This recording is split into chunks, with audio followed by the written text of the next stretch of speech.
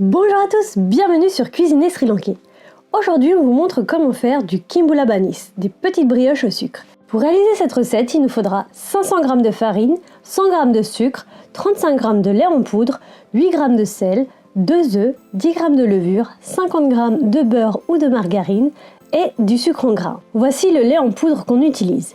N'importe quel lait en poudre fera l'affaire. On commence par faire activer la levure en la mettant dans 125 ml d'eau. En attendant que ça s'active, on met les 2 œufs dans un petit bol et on les bat. Au bout de 5-10 minutes, votre levure doit être montée comme ceci. Ensuite, on met la farine dans un grand saladier. On y ajoute le sel, on mélange, on y ajoute le sucre et on mélange de nouveau. Et ensuite, on ajoute le lait en poudre. On mélange encore une fois. Et ensuite, on met tout ça dans un robot pâtissier pour que ce soit plus simple et rapide à pétrir. On ajoute la levure et les œufs battus et on pétrit.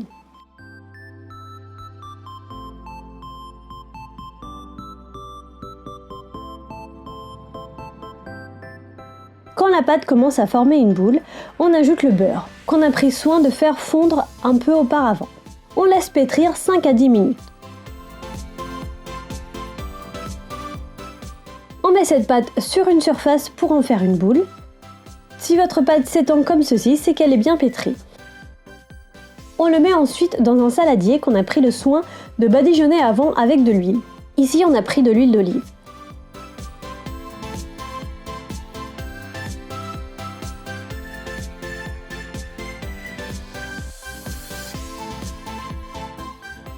On recouvre le bol et on laisse poser 2h30-3 heures environ dans un endroit chaud.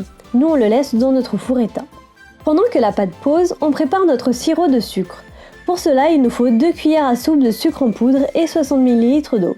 On met le sucre et l'eau dans une casserole et on fait cuire jusqu'à ce que le sucre fonde. Quand ça porte à ébullition, on retire du feu et on laisse refroidir.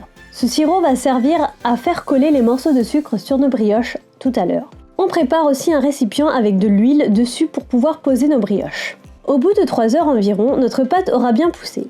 Sur une surface de travail sur laquelle on a mis de la farine, on met notre pâte. Puis on l'étale en longueur et on coupe des petits morceaux. Pour avoir des brioches d'à peu près la même taille, nous avons pesé chaque morceau pour avoir 100 g environ par brioche. On forme une petite boule avec la pâte et on la pose dans le récipient qu'on vient d'huiler. On fait pareil avec tout le reste de la pâte. On remet un peu d'huile sur chaque brioche pour éviter qu'elle ne sèche et on recouvre de nouveau avec un film plastique ou autre et on laisse poser 1 heure environ. Au bout d'1 heure, on reprend nos brioches et cette fois-ci, on l'étale sur notre surface de travail avec un rouleau à pâtisserie pour former grossièrement un triangle. Ensuite, on prend la partie la plus large et on la fait rouler vers la partie la plus fine.